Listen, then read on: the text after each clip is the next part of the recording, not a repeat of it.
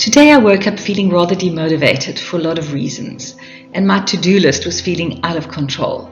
I decided to choose just 3 things to do today, and when I'd done those, I'd allow myself to relax. I used the following framework to make my choices. To do one small thing that I've been putting off for ages, because I knew that once I did this, I'd get this good feeling of relief.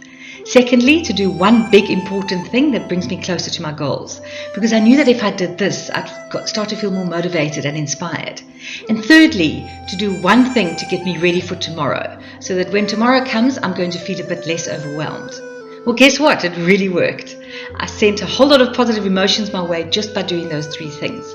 And as a reward for keeping my promise to myself to do those 3 things, I'm off to relax and replenish.